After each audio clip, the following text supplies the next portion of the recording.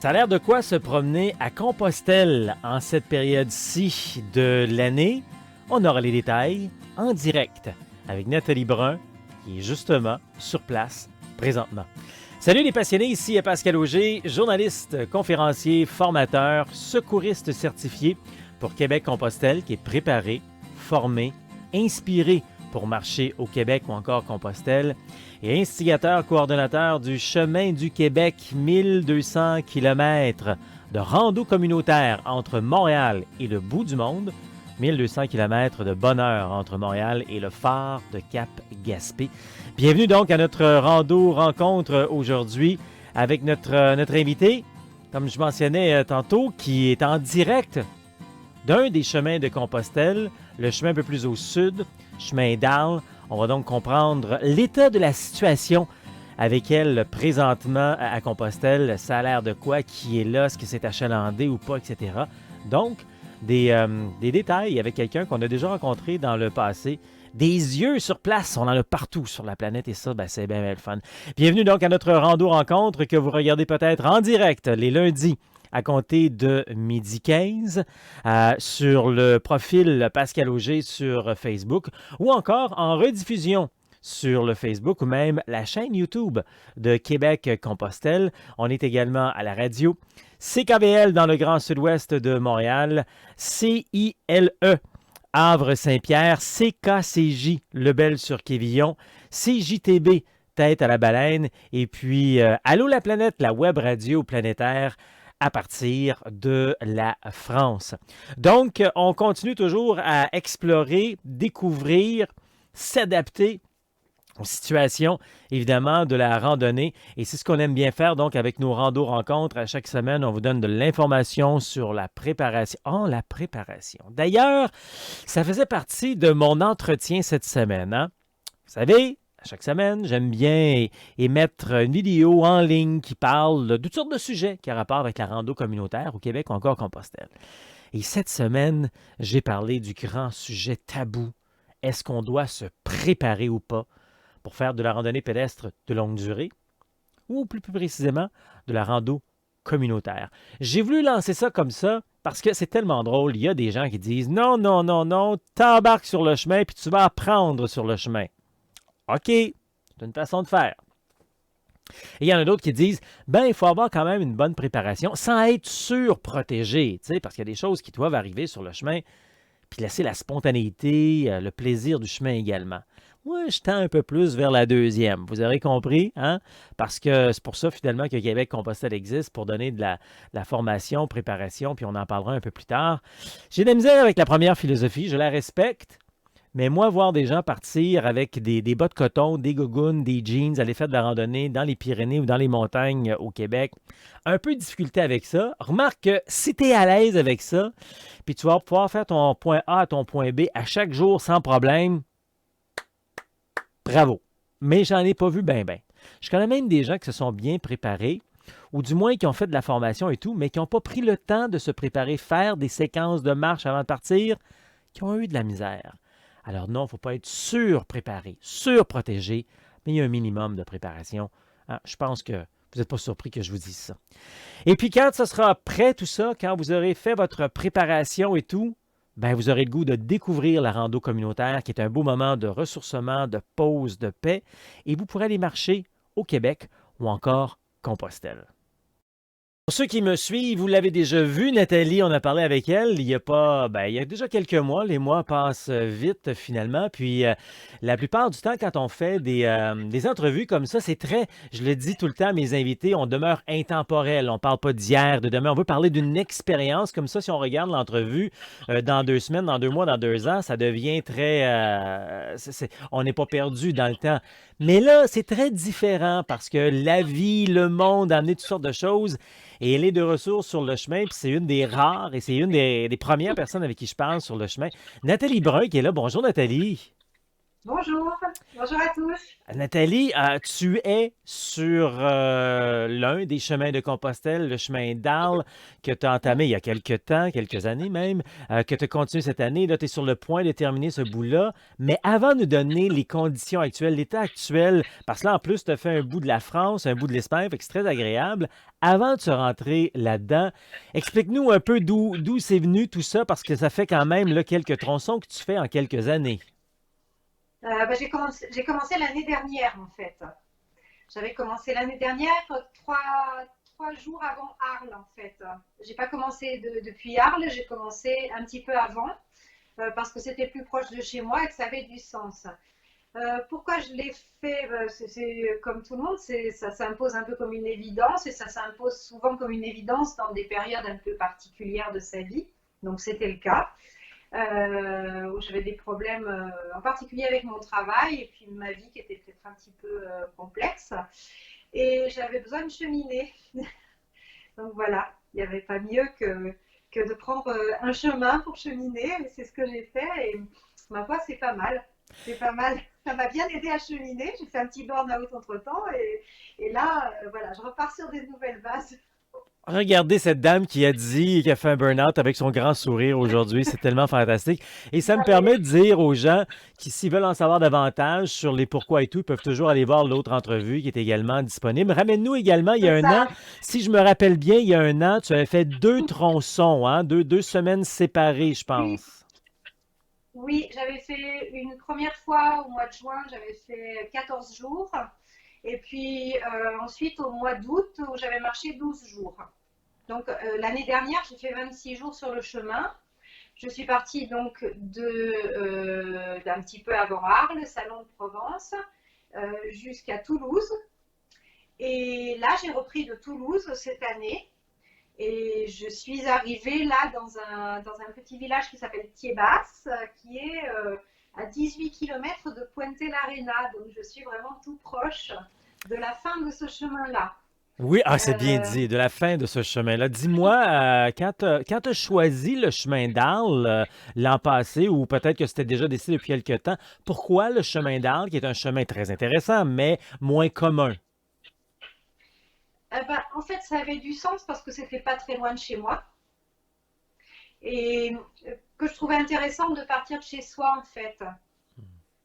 Voilà, tout simplement, c'était la proximité. Et puis, je suis partie de cet endroit qui est Salon de Provence, qui est un endroit dans lequel je vais souvent marcher en fait dans cette région-là qu'on appelle les Alpilles. Et voilà, c'est un endroit que j'aime vraiment beaucoup et voilà, j'ai vraiment cherché ce qui avait du sens pour moi. OK. Donc, l'an passé, là vraiment, on ne sera pas dans le temporel, hein. On va être dans le temporel plutôt et non pas dans l'intemporel. L'an passé, en 2019, est-ce que c'était un projet que tu avais décidé en 2019 ou que tu cogitais depuis quelque temps? En réalité, j'avais émis l'idée un an avant. Je trouvais ça intéressant de le faire. Te dire pourquoi, comment, j'en sais rien. L'idée est venue comme ça. OK. J'avais pas particulièrement, bon, j'avais vaguement entendu parler du chemin parce que voilà, dans mes connaissances, il y avait des personnes qui avaient marché un peu sur le chemin. Mais bon, voilà, puis moi je marchais, j'ai beaucoup marché, puis dans les périodes où ça allait pas trop bien dans ma vie, j'ai marché et ça m'a vraiment fait beaucoup de bien en fait. Et j'aime particulièrement le contact avec la nature, prendre mon temps, réfléchir, méditer, enfin voilà, ça me correspondait bien, voilà. Et 2019, tu pars sur le chemin pour toutes les raisons qui sont les tiennes, dont on a un petit peu effleuré il y a quelques secondes.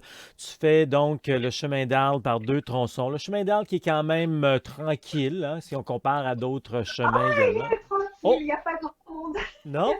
Mais il n'y a pas beaucoup de il n'y a monde. pas grand monde, c'est Non. sûr, oui, on n'a OK, pas c'est ça. C'est ça. très très serein, c'est un Alors chemin de là, solitaire. tu termines ton chemin en 2019 en souhaitant, c'était ton vœu, si je me rappelle bien, de revenir cette année en 2020. Oui, Et est-ce que tu as fait ce tronçon cette année à la même période que tu voulais ou tu as décalé un peu? j'ai décalé un peu. OK. J'ai prévu mes congés en repoussant un peu, mais pas réellement à cause du Covid en fait. Enfin, c'était effectivement une raison. Mais suite à mon burn-out, j'ai eu des problèmes de santé physique aussi. Et j'avais pas beaucoup. Je n'arrivais plus à marcher en fait. Je n'arrivais plus à marcher, j'avais un gros problème à l'épaule. Et j'ai préféré attendre que physiquement je me sente un peu plus prête.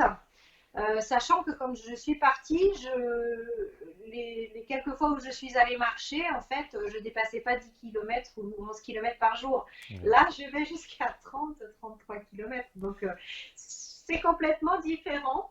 Et c'est un chemin de réparation vraiment cette année. Symboliquement, pour moi, c'est très très fort. Ça veut dire que ça y est, je me suis sortie de cette mauvaise passe.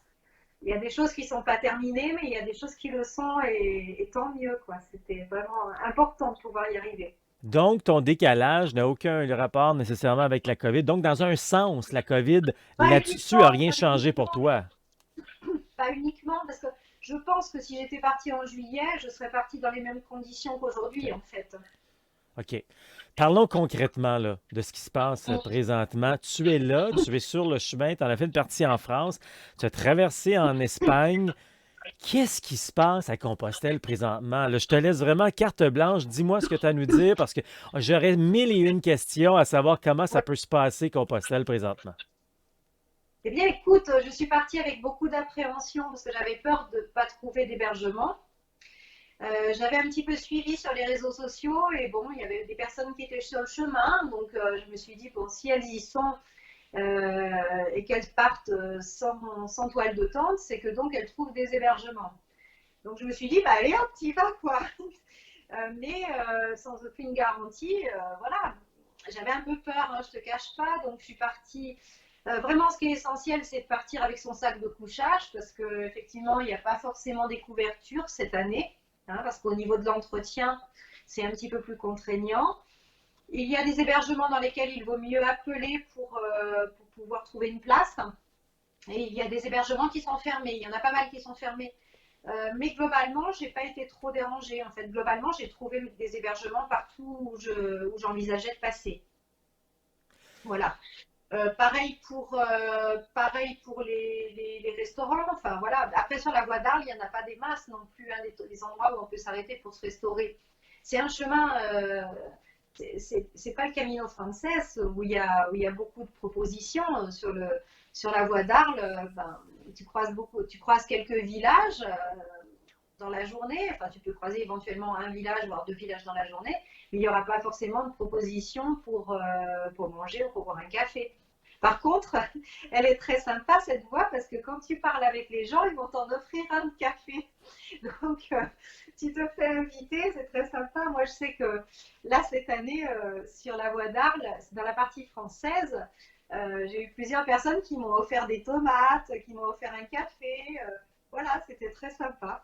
Très, très sympa. Là, en Espagne, non, on m'a pas offert de café ni de tomates, quoi. C'est pas la même ambiance. En autant qu'on te lance pas des tomates, on est correct. C'est déjà ça, ouais.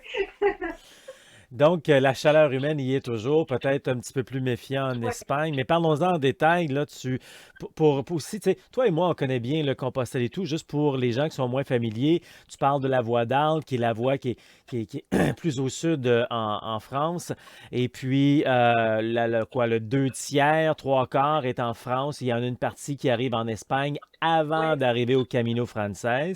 c'est Toi, ça. tu es sur la portion maintenant espagnole, tu as quitté la France depuis combien de jours environ?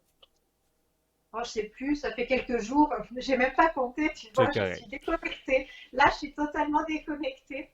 Donc, c'est à peu près peut-être 2 semaines en France que tu as fait, Oui, mais je plus crois que c'est une ça. semaine en Espagne. C'est ça. Puis oui, comme on disait, tu n'as pas eu de problème à trouver des endroits pour dormir ou manger parce Non. que déjà, on le disait, cette voie-là, elle est plus tranquille. Mais là, en plus, il doit y avoir. Parle-nous de ça un peu, l'ambiance sur le chemin. Déjà, tu ne dois pas voir beaucoup de marcheurs pèlerins. Non, c'est très serein.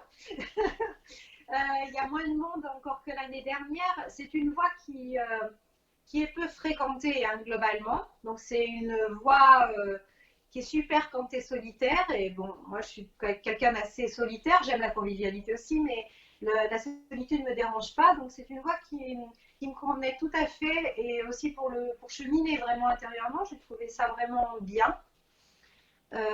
Donc, j'ai croisé quelques pèlerins. Je dis pèlerins, hein, mais c'est marcheurs, pèlerins. Je ne sais pas si on fait trop la différence, peu importe en fait. On marche sur la voie d'Arles. Euh, j'ai eu des périodes où j'étais plutôt seule, des périodes où je me suis retrouvée avec d'autres pèlerins. Voilà, hier on était assez nombreux parce qu'il y avait un groupe de quatre jeunes espagnols qui marchent sur le chemin. Et depuis Sarance en France, donc 2 étapes avant la frontière, je marchais avec un pèlerin français. Enfin, on ne marchait pas ensemble, on se retrouvait le soir en fait, ou à différentes étapes pour manger par exemple. Voilà. Sinon, j'ai pas croisé grand monde, hein. J'ai croisé, oui, quelques personnes, mais pas grand monde, hein. Tu as croisé des locaux, mais pas des marcheurs, des pèlerins. Quelques pèlerins, mais pas beaucoup. Et dans l'hébergement le plus complet que tu as vu, c'était combien de personnes? Euh, Hier, on était 6. Oui, c'était 6. OK. Donc, tu as marché sur cette voie-là, la voie d'Arles, en France, et tu es chez toi, tu es dans ton pays, ça te va bien tout. Là, oups, tu traverses la frontière et tu tombes dans un autre pays qui fait partie de la communauté européenne. Puis avant, on était tous amis et tout, sauf que là, il est arrivé quelque chose sur la planète. Mais là, tu sembles me dire que, oups, l'ambiance a peut-être changé un peu. Alors, oui et non, parce que les gens sont vraiment sympathiques, hein. Simplement, on sent la peur. On sent la peur. Donc, c'est vrai que bah, les Espagnols, ils sont masqués, hein. Donc, on a tous notre mascarille. Mhm. Voilà. On est masqué. Dès qu'on croise quelqu'un, on doit être masqué, en fait. Donc, même si tu le croises sur le chemin, tu dois être masqué. Donc, tu as, Wow. t'as ton masque toujours à proximité, en fait. Oh. Voilà, mais bon, on ne croise pas grand monde sur les Oui. chemins, c'est plutôt à proximité des villages ou dans les villages. Donc après, bah, tu mets ton masque, je ne sais pas comment ça se passe chez vous. Nous, en France, on l'utilise aussi, le masque. On l'utilise dans les transports, on Oui. l'utilise dans certains quartiers, dans certaines villes. Oui. Donc, bon, simplement, il faut avoir davantage ici le réflexe de le mettre. C'est juste ça, quoi. C'est juste ça. Chez nous, c'est un peu comme chez vous, je crois, là. C'est surtout dans les grandes foules, à l'intérieur, dans les transports en commun. À Oui, l'extérieur, c'est très, très, très rare qu'on va avoir besoin de mettre notre masque. Donc, si je oui, comprends, la alors que France, là, ça c'est ressemble à obligé. ça. Mais l'Espagne a été durement touchée par la COVID. Oui, Donc, eux, dès qu'on se retrouve près de gens, même à l'extérieur, on doit mettre le masque. Tu ah me oui, disais il y a quelques c'est minutes, obligatoire. la raison pour laquelle on fait l'entrevue à l'intérieur, présentement, j'aurais préféré qu'on soit à l'extérieur. Je suis sûr, toi aussi, c'est toujours plus beau, les villages et tout. Sauf que même à l'extérieur, dans le village, tu es obligé de mettre ton masque. Oui, ouais, ouais, tout à fait. À partir du moment où tu es dans un endroit où tu es susceptible de croiser quelqu'un, donc dans un village, c'est le cas, tu dois mettre ton masque. OK. C'est un peu, voilà, c'est un peu étrange, mais on sent que les gens respectent énormément cette règle-là. Tu vois, tout à l'heure, je suis allée manger dans un petit restaurant. On te sert masqué, tu remets ton masque à chaque fois que le serveur s'approche de toi. Ça fonctionne comme ça, quoi. Les gens, à partir du moment où ils ne sont pas en train de porter quelque chose à leur bouche, donc en train de manger ou de boire, ils remettent leur masque. C'est beaucoup plus, je dirais, strict et sérieux que chez nous. Oui, oui, Chez nous, on s'assoit au restaurant et dès qu'on s'assoit, on n'a plus le masque. Même si le serveur vient, on n'a pas. Bon, il y a bien des différences. Mais on peut comprendre encore une fois, comme je disais, là, oui. l'Espagne, l'Italie ont été C'est très, un très, très contexte, touchés, hein. là. Oui. Ouais, OK. Comment tu vis donc ça? L'an passé, tu l'as vécu avec la liberté habituelle Ouais. de Compostelle. Cette année, tu as des restrictions. Tu as des gens qui ont. Tu sais, comment on vit ça? Parce que Compostelle, ça a toujours été une bulle de bonheur. Et maintenant, notre bulle de bonheur, elle est un petit peu encadrée. Comment tu vis ça en tant que marcheuse, Ben, très bien, pèlerine? très bien. Euh, il y a des règles un petit peu différentes. Mais cela dit, quand tu marches dans la nature et qu'il n'y a personne, tu enlèves ton masque, tu as la même liberté. Euh, je suis dans la même observation de ce qui m'entoure. Il n'y a pas de souci à ce niveau-là. Après, les gens sont chaleureux. Toujours pareil. Le seul truc, c'est qu'effectivement, parfois, il y a de la méfiance. En particulier, bah, quand je suis allée sur Raqqa, l'auberge de Raqqa, là, c'était vraiment très bizarre comme accueil. Et là, ouais, t'as pas envie d'y rester bien longtemps, quoi. Parce que, parce qu'on te reçoit d'une façon très administrative derrière une vitre. Et que les conditions d'hébergement sont ultra strictes. On était 3 pèlerins dans une immense auberge. Moi, à mon étage, j'étais toute seule et les 2 autres pèlerins en bas, qui étaient 2 hommes, ils étaient complètement à l'opposé. Donc, ils ne pouvaient pas se croiser. On n'avait pas le droit de manger ensemble. Voilà. Mais c'est le seul endroit où c'était vraiment très strict comme ça. Pour le reste, simplement, c'est vrai que quand on va dans une auberge, dans les albergues, là, les lits, moi j'ai des lits autour de moi qui sont condamnés, donc ils ont enlevé les matelas sur certains lits. Sur une chambre de 6 personnes, par exemple, là, il n'y a que 2 matelas pour accueillir des pèlerins. Donc c'est vrai que visuellement, ça fait bizarre. Mais bon, c'est comme ça, quoi. Voilà, c'est comme ça et on s'y fait assez vite et te dire que ça change le chemin.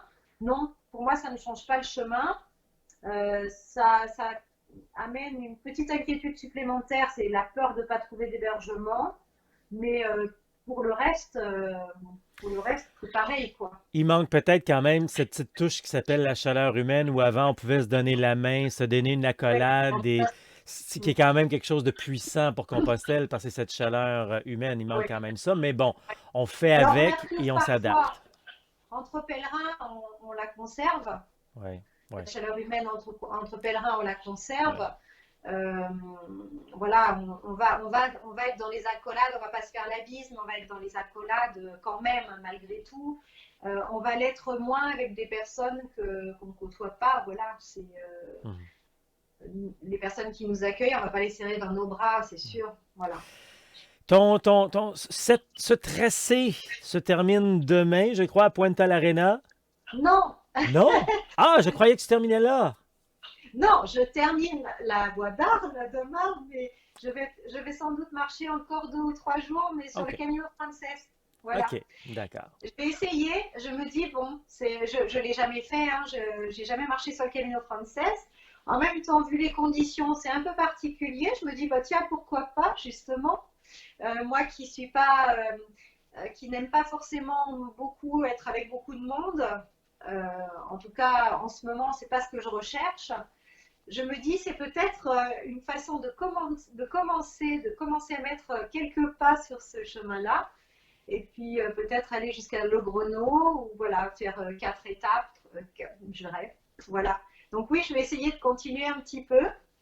Là, je suis en train de, comme j'avais pas vraiment prévu de continuer après Puente l'Arena, là, je commence à demander un petit peu à droite à gauche comment ça fonctionne sur le Camino Frances et quels sont les hébergements disponibles. Parce que là, pour le coup, je n'ai rien du tout. Je pars sans adresse, sans rien, quoi. Sans livre. Voilà, comme ça. Tant qu'à moi, c'est la meilleure manière. Tu as juste à suivre les flèches. C'est tellement. Surtout le Camino Frances, c'est assez facile comme Et, chemin. Écoute, c'est tout le temps qu'on a, mais dis-moi, en terminant, cette aventure cette année, nouvelle aventure suite aux autres, conjugaison avec la COVID, comment tu la vis en terminant? bah, moi, je la vis bien. Il y a moins de monde, c'est certain. Euh, mais franchement, c'est formidable parce qu'on a conservé sur le chemin des conditions d'accueil qui sont quand même qui sont suffisantes. Et franchement, il faut remercier les personnes qui nous permettent d'avoir ces conditions d'accueil parce qu'on peut encore le faire, qu'on est dans des conditions sanitaires qui sont top. Voilà, tout est désinfecté, tout est franchement au niveau de l'accueil. Je pense qu'il y a énormément de bienveillance toujours par rapport aux pèlerins. Et que tout est fait pour qu'on puisse continuer à marcher. Voilà, même si on n'est pas très nombreux, on peut continuer à le faire et on peut continuer à le faire dans des très bonnes conditions, franchement, vu le contexte. C'était un risque de partir.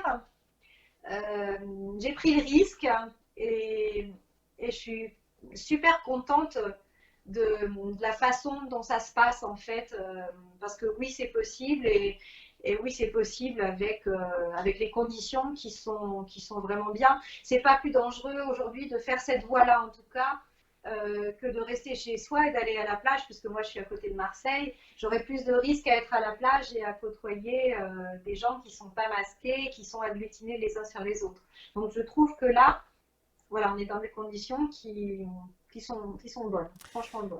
Nathalie Brun, buen camino et merci beaucoup d'avoir pris le temps de nous donner l'état de la situation puis continue ton beau chemin.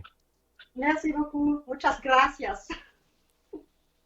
Alors, vous avez le goût de partir à l'aventure, une belle aventure, l'aventure de votre vie, qu'est la rando communautaire. Allez décrocher dessus, mérite une pause. Je le dis tellement souvent quand je suis en formation, en conférence, combien de fois dans votre vie vous êtes vraiment donné une pause? Et pourtant, à tous les jours au travail, vous vous donnez 2-3 pauses. Hein? Une pause le matin, une pause l'après-midi, puis une pause sur l'heure du lunch. Si vous travaillez de nuit ou de soir, on invertit ça. Hein? On se prend tout le temps une petite pause à gauche puis à droite dans une journée. On n'en prend pas dans notre vie. C'est quoi cette histoire-là? Et la rando communautaire, ben, c'est un beau moment de se donner une pause parce qu'on se retrouve avec soi. Des fois, on partage avec des gens avec qui on marche ou encore des gens avec qui sont sur notre parcours, des locaux, si on veut.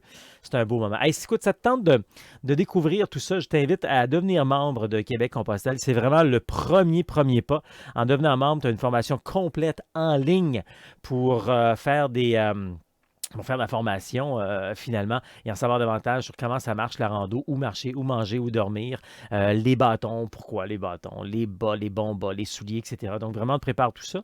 Donc, en devenant membre, tu reçois toute cette information-là. Alors, je t'invite à aller faire un tour sur le site Internet pour en savoir davantage, pour devenir membre. Il y a différentes formules, mais ce que je viens de mentionner là, c'est toujours inclus. Donc, la possibilité là, d'avoir cette formation en ligne. En plus, tu as toutes les randos initiation retrouvailles. C'est des randos d'1 jour qu'on se retrouve pour s'entraider, partager également. Et en plus, tu as aussi toutes les entrevues avec des passionnés de partout à travers le monde que je partage, dont tu vas apprendre encore. Donc, tout ça est dans chacune des formules donc de devenir membre de Québec et Compostelle. Et par la suite, bien, ça te tentera peut-être de venir faire un week-end de formation rando. Les week-ends de formation rando, bien, c'est la possibilité finalement, pendant toute une fin de semaine, d'en savoir davantage sur les randonnées.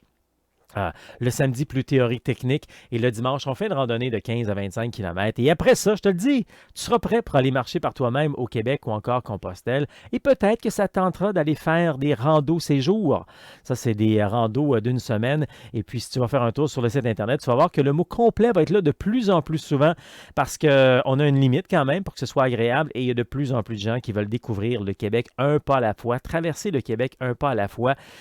12 mois par année, mais oui, sur le calendrier, tu vas voir que l'on a des randos même en plein hiver. C'est tellement agréable. D'ailleurs, la nouvelle programmation est en lancement présentement et puis on a des exclusivités pour les gens qui sont membres. Donc, déjà, alors je t'invite à devenir membre. Tu auras la possibilité donc de recevoir, de t'inscrire à toutes nos activités de la prochaine année avant tout le monde parce que ça part vite. Donc, en devenant membre, tu as aussi cette possibilité-là. Tu as même la possibilité aussi d'avoir des réductions supplémentaires. Parce que de toute manière, tous nos randos séjours, oui, sont 50% plus abordables que tout autre rando pédestre de longue durée au Québec. Notre formule, c'est de rendre la rando accessible, agréable et abordable. Fait que je t'invite à aller faire un tour, vois le calendrier sur québeccompostelle.com, vois toutes les activités qui s'en viennent ces temps-ci. C'est tellement facile, peu importe que tu sois sur un téléphone ou une tablette ou un ordinateur. Tu cliques en plein milieu, c'est écrit calendrier. Et puis tu vois le calendrier au complet. Donc voilà sur québeccompostelle.com. On est également sur Facebook et Instagram, mais aussi sur YouTube. Québec Compostelle, ça marche.